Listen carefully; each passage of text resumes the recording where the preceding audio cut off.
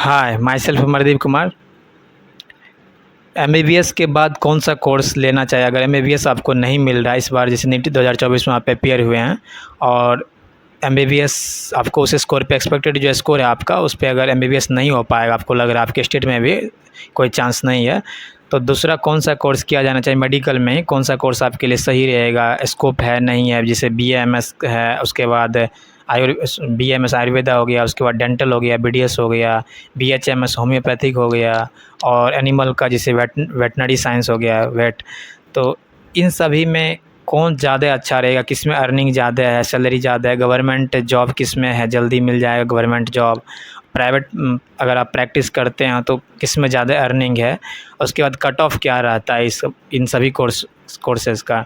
इसमें जो भी कोर्स अभी बताएं, इसमें कितना कट ऑफ जाता है स्टेट से या ऑल इंडिया से? तो इसके बारे में जो भी आपका क्वेरीज है, इस वीडियो को पूरा देख लीजिए, पूरा ट्राई करेंगे, आपका क्वेरीज पूरा सॉल्व हो जाएगा, जो भी आपका क्वेश्चन है डाउट क्लियर हो जाएगा।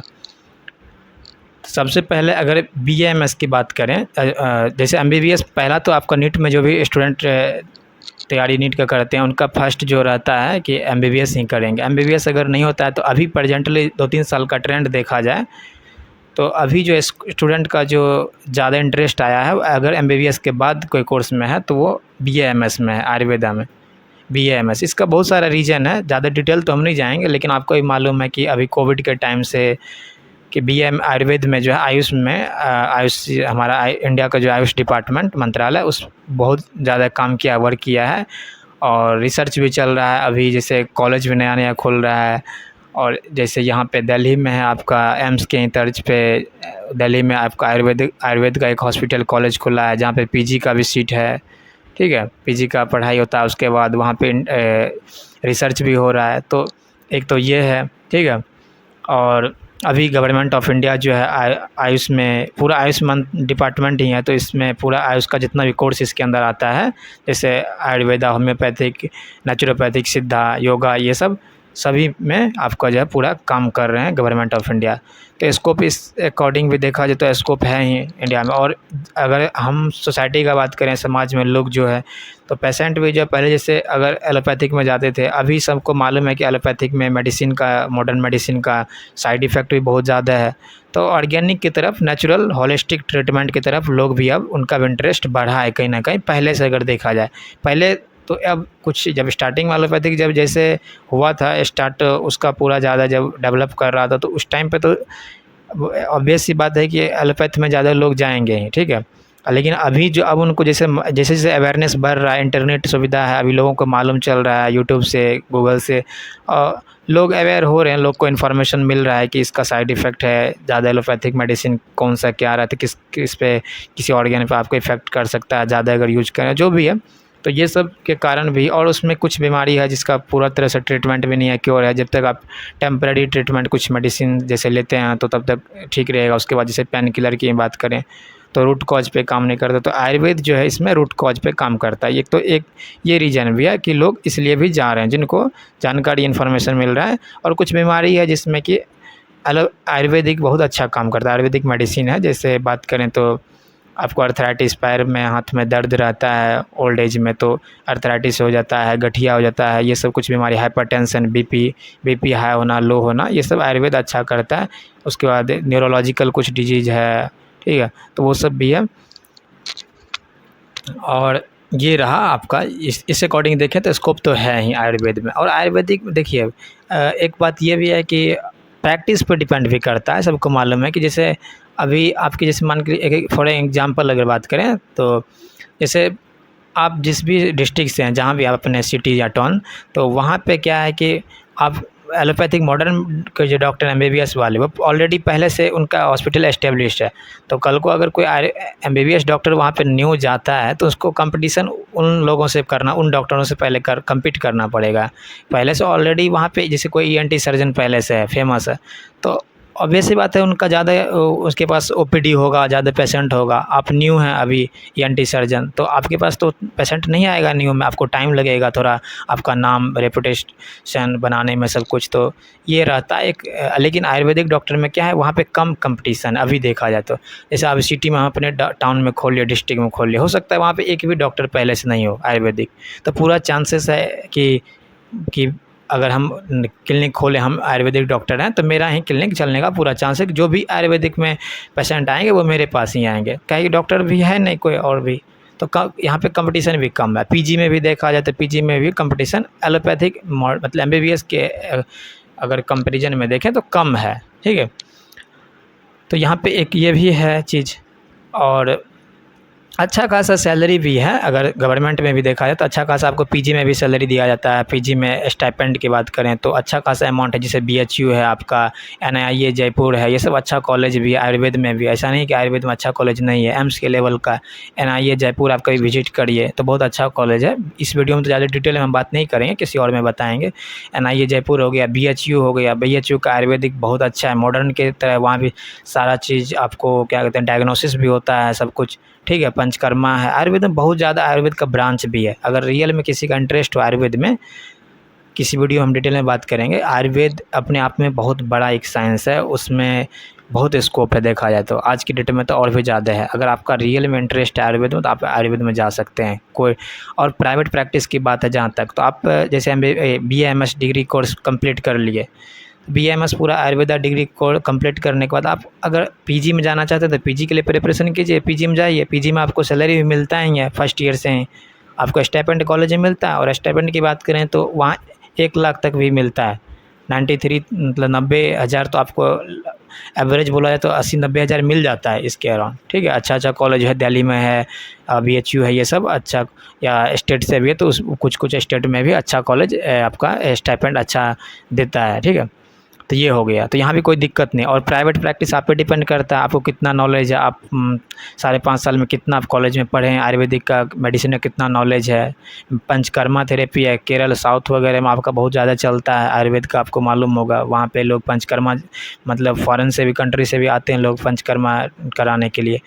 तो और भी बहुत चीज़ है आयुर्वेद में, ऐसा प्रोसेस किया जाता है। जैसे पंचकर्मा की बात करें, सिरोधारा, ये सब कुछ मतलब ज़्यादा अपडेट डेप्थ में तो इसमें नहीं जाएंगे इस वीडियो में, तो वो सब चीज़ भी है। और कॉलेज भी अच्छा है बहुत सारा। इसके बाद और प्राइवेट प्रैक्टिस की बात है तो आप पे डिपेंड करता है आप कितना अपना प्राइवेट प्रैक्टिस जमा सकते हैं अपने टाउन में, जहाँ भी आप क्लिनिक अपना खोलते हैं। तो वहाँ पे आप अपना प्राइवेट प्रैक्टिस कीजिए, आपका इंटरेस्ट है तो अच्छा खासा उसमें भी आप कर सकते हैं, ठीक है। कोई लिमिट नहीं है कि ऐसा नहीं है कि जैसे MBBS वाले करते हैं, वैसे भी आप पे भी डिपेंड है। आपको नॉलेज है तो आप जस्ट ट्रीटमेंट कीजिएगा तो आप पेशेंट तो आपके पास आएगा ही, ठीक है। तो यहाँ पे भी है इसको। उसके बाद बात करते हैं अगर डेंटल का, ठीक है। तो पहले क्या था कि BAMS से ज़्यादा, मतलब BAMS से MBBS के बाद लोग डेंटल में जाते थे। अभी थोड़ा सा कम हो गया है कि कुछ लोग मतलब डेंटल की तरफ शिफ्ट ना होकर के आयुर्वेद में जा रहे हैं। और आयुर्वेद के बाद देखा है तो डेंटल है ही, डेंटल का स्कोप, क्योंकि डेंटल मॉडर्न का ही पार्ट है तो मॉडर्न में, तो इसलिए डेंटल में लोग जाते हैं BDS में। तो BDS का भी है स्कोप, ऐसा नहीं है कि नहीं है, BDS में भी है। लेकिन वही है कि आपको मालूम है कि इंडिया में भी उतना डेंटल को लेकर के अवेयर हम लोग नहीं है। दांत के डॉक्टर के पास आपको भी मालूम है कि साल भर में आप कितना बार जाते हैं डॉक्टर, डेंटिस्ट के पास कितना बार विजिट करते हैं, शायद एक भी बार नहीं, शायद ही जाते होंगे। कभी कभी दांत में पेन हुआ या कुछ दिक्कत हुआ साल में, 5 साल में कोई कुछ इस तरह का प्रॉब्लम, तो आप जाते होंगे, नहीं तो जनरल तो नहीं जाते हैं। तो आप देख लीजिए प्राइवेट प्रैक्टिस में तो कुछ खास वहाँ भी नहीं है। हाँ, एक है कि अगर डेंटल में आप BDS करके अगर फिर PG कर लेते हैं, मास्टर्स कर लेते हैं किसी ब्रांच में, तो फिर वहाँ पे आप मतलब बड़ा हॉस्पिटल है आपको, ठीक है, वहाँ ज्वाइन कर सकते। जैसे अपोलो है, वहाँ पे आप डॉक्टर यानी डेंटल सर्जन की तरफ आप अगर ज्वाइन कर लेते हैं डॉक्टर के रूप में, तो वहाँ पे अच्छा खासा आपको अमाउंट मिल जाएगा, सैलरी मिल जाएगा। तो ये एक अच्छा अपॉर्चुनिटी है वहाँ पे डेंटल में। अगर मास्टर्स वगैरह करके कुछ और भी आप फेलोशिप करके, फेलोशिप भी होता है मास्टर्स के बाद, तो वो सब करके अगर कुछ एक्स्ट्रा आपके पास और नॉलेज स्किल आ जाता है तो फ़ॉरेन भी जा सकते हैं। तो डेंटल में भी स्कोप है, ऐसा नहीं है। एक्सीडेंट के बाद भी बहुत कुछ आपको डेंटल डॉक्टर का भी इंटरेट मतलब ज़रूरत पड़ता है वहाँ पे। एक्सीडेंट जैसे होता है इमरजेंसी में, तो कुछ फेशियल यहाँ पे जैसे कुछ हो गया जबड़ा वगैरह का कुछ, तो वहाँ पे सर्जरी में ऐसा नहीं है कि सिर्फ ईएनटी का डॉक्टर है या फिर इमरजेंसी में कोई सर्जन है, उसके साथ वहाँ पे ओपीडी सॉरी यानी ओटी के अंदर, ऑपरेशन थिएटर के अंदर, वहाँ पे डेंटल सर्जन का भी नीड होता है ये। तो यहाँ पे तो स्कोप है ही। इसके बाद डेंटल बीडीएस का जैसे कॉलेज की बात करें तो डेंटल में भी कॉलेज आपका स्टेट से, जैसे बिहार में भी आपका एक कॉलेज है जैसे पटना डेंटल कॉलेज है, तो एक कॉलेज है तो कट ऑफ थोड़ा सा हाई रहता है बिहार से, अगर स्टेट काउंसिलिंग के थ्रू आप जाते हैं तो। बाकी आप अपने स्टेट में आपको मालूम होगा, पता कर लीजिएगा, इसमें तो ज़्यादा डिटेल में नहीं बता सकते हैं। और कट ऑफ की भी बात हम करेंगे सब सारे कोर्स का। अब बीएमएस का कट ऑफ की बात चलिए बता देते हैं। बीएमएस का अगर कट ऑफ की बात करें तो यानी बीएमएस का पहले कट ऑफ, हाँ बीएमएस में आपको जनरल में जो है 528 आपका गया है, यानी 528 मार्क्स बता रहे हैं आपको। स्कोर नीट स्कोर जो 2023 का बता रहे हैं, ये लास्ट जो है 528 पे, 528 के आसपास मिला है, ठीक है। 528 पे जनरल कैटेगरी को। ओबीसी में 525 नीट स्कोर था 2023 में, तो 525 तक को लास्ट तक यानी इस नंबर तक मिला है ओबीसी कैटेगरी से बीएमएस। ऑल इंडिया कोटा का बता रहे हैं, ऑल इंडिया कोटा से बीएमएस मिला है। और डेंटल बीडीएस की बात करें तो बीडीएस आपको 500, जनरल का 537 गया है, 537 तक मिला है जनरल। और ईडब्ल्यूएस का 511 और ओबीसी का 525। एक बार फिर से सुन लीजिए, जनरल का 537 537, ईडब्ल्यूएस का 511, ओबीसी का 525 525। ये रहा बीडीएस का कट ऑफ। यानी बीडीएस और बीएमएस का कट ऑफ लगभग सेम ही है देखा जाए तो। ओबीसी का 525 है, बीडीएस का ही 525 ही है, रैंक थोड़ा डिफर किया होगा, बाकी नंबर लगभग सेम ही है। तो बीडीएस बीएमएस आसपास आपको इस रेंज में, अगर इसको 5-10 स्कोर आगे पीछे कर लीजिए, इस बार रैंक के अकॉर्डिंग कुछ डिपेंड करेगा क्या कितना रैंक जाता है इस नंबर पे, तो इसके आसपास आपका मार्क्स है तो आपको मिल जाएगा, ठीक है। इसके बाद बात करते हैं अगर और दूसरा कोर्स है BHMS, bachelor of homeopathic medicine and surgery. तो बीएचएमएस की बात करें तो देखिए बीएचएमएस में भी स्कोप है, ऐसा नहीं है कि नहीं है। प्राइवेट प्रैक्टिस पूरा इसमें भी है, जैसे होम्योपैथिक में।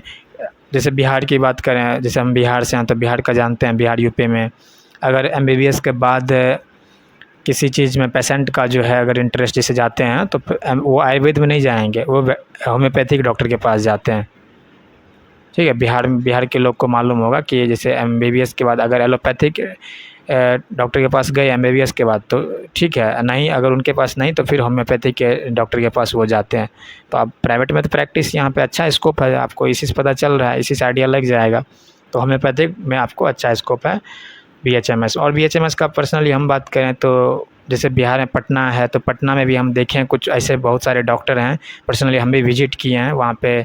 होम्योपैथिक डॉक्टर का बात कर रहे हैं, एक डॉक्टर ऐसा है वहाँ पे नॉन है, मतलब मेरी जानकारी में उन बता रहे हैं कि होम्योपैथिक डॉक्टर ऐसे हैं कि उनका सेंटर जो है 3 सेंटर है, यानी 3 ब्रांच है उनका, 3 स्टेट मतलब सोच लीजिए, यानी कि बिहार में भी आपका पटना में है, उसके बाद एक झारखंड में रांची में और दिल्ली में, यानी 3 सेंटर उनका है।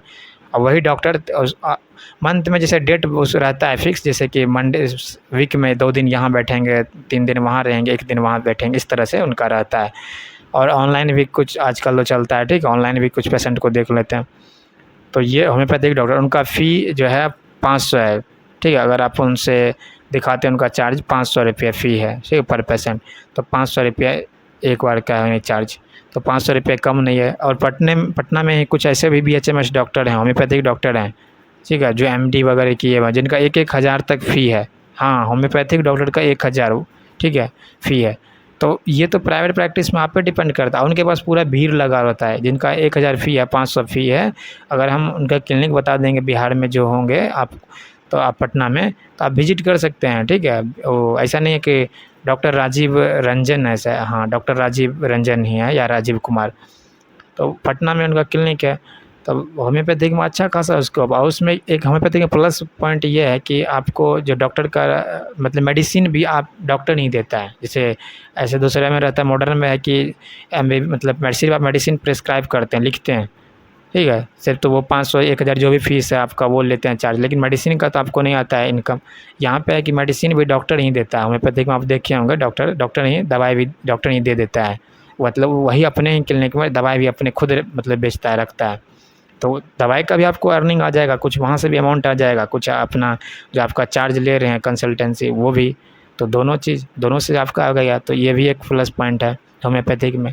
और होम्योपैथिक में साइड इफ़ेक्ट भी नहीं है, तो कोई दिक्कत भी इमरजेंसी भी नहीं है कि एलोपैथिक में बहुत ज़्यादा डर भी है कि कुछ किस पेशेंट को कुछ हो गया, कुछ आप जैसे इमरजेंसी में कोई आया, अब देख ही रहे हो न्यूज़ पे, पता ही है इतना रिस्क है एमबीबीएस में, कभी कभी डर भी लगता है यार कुछ भी हो गया पेशेंट को, फिर पेशेंट के जो गार्जियन रहते हैं डॉक्टर के साथ ही बदतमीजी करने लगते हैं, कभी कभी पिटने भी लगते हैं, बहुत कुछ है आपको पता ही है। तो ये सब भी रहता है, इमरजेंसी है एलोपैथिक में, लेकिन यहाँ पे ये सब नहीं है, होम्योपैथिक वगैरह में कोई टेंशन ही नहीं, आराम से अपना तुझे 4 घंटे 5 घंटा ही अगर ड्यूटी करना है, आप क्लिनिक खोल लीजिए, फिर शाम में ही खोल लीजिए, फिर अपना बंद रखिए, कोई टेंशन नहीं है, ठीक है। वीक में 4 ही दिन बैठना है, अपना प्राइवेट प्रैक्टिस है, कोई दिक्कत नहीं। तो ये सब प्लस पॉइंट है, तो अच्छा कर सकते हैं होम्योपैथिक में अगर आपका इंटरेस्ट है तो। नहीं भी है तो देखिए, अगर आपको मिल रहा है, जैसे 3-4 अटैम्प्ट हो गया, 5 अटैम्प्ट हो गया है, तो समझदारी इसी में है कि जो भी आपको मिल रहा है ले लेना चाहिए। हाँ, कॉलेज के साथ आप फिर कर सकते हैं तैयारी, जहाँ पे बॉन्डिंग नहीं है वो आप ट्राई कीजिए कि बॉन्डिंग नहीं हो कॉलेज में, मतलब जो भी आप कोर्स लीजिएगा एमबीबीएस के बाद, अगर आप चाह रहे हैं कि नहीं फिर से हम एमबीबीएस का तैयारी करेंगे पार्शियल ड्रॉप, तो कॉलेज के साथ आप तैयारी कर सकते हैं, बहुत सारे स्टूडेंट करते हैं, एमबीबीएस उनका हो भी जाता है फिर फाइनली। तो आप ये सब कोर्स लीजिए और ट्राई कीजिए कि उसमें बॉन्डिंग नहीं हो, पहले ही देख लीजिएगा बॉन्डिंग वगैरह, ये बॉन्डिंग नहीं रही कॉलेज में आप ज्वाइन कर लीजिए, फिर वहाँ से फिर तैयारी कीजिए, आप नीट के लिए टाइम निकालिए, वहाँ से तैयारी कीजिए, हो जाता है, कोई दिक्कत नहीं है।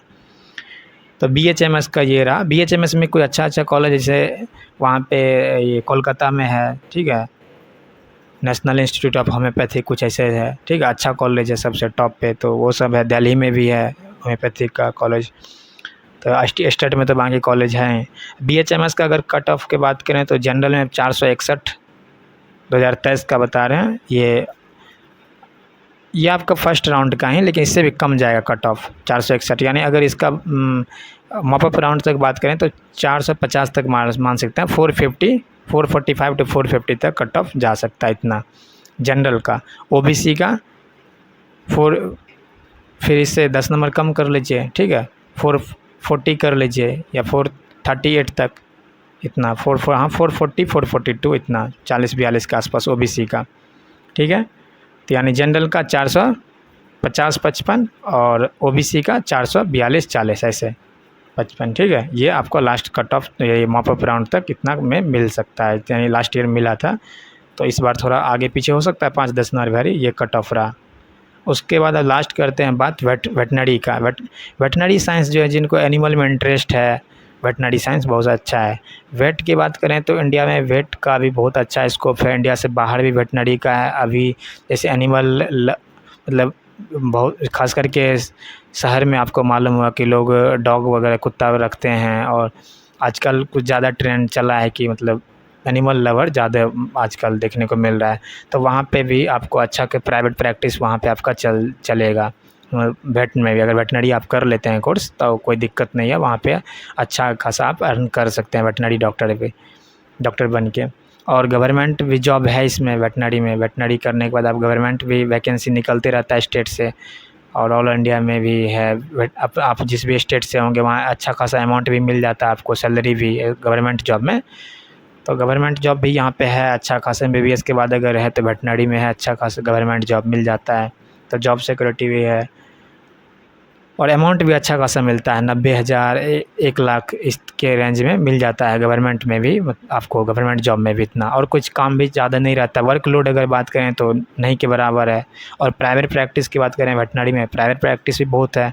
गांव में विलेज में ही बात करते हैं तो गांव में बहुत मतलब आपको पता है जैसे बिहार, यूपी है, हरियाणा है, पंजाब है, ये सब एग्रीकल्चर वाला स्टेट है। तो यहाँ पे जहाँ पे एग्रीकल्चर ज़्यादा होता है तो वहाँ पे एनिमल भी गाय भैंस होंगे, बकरी होंगे, तो ये लोग बीमार भी पड़ते हैं। तो बीमार होंगे तब ट्रीटमेंट की ज़रूरत है, तो डॉक्टर भी तो विजिट करेंगे, तो डॉक्टर का नीड होता है उन लोगों को, तो डॉक्टर अपने अकॉर्डिंग चार्ज करते हैं उनका। जैसे पर विजिट एक बार आपको वहाँ पे जा कर के डॉक्टर एनिमल को जा कर के लोकेशन पे देखते हैं, तो उनका एक चार्ज रहता है, फ्री इंजेक्शन देते हैं, जो भी है मेडिसिन वगैरह, तो उनका भी एक अलग रहता है सब कुछ।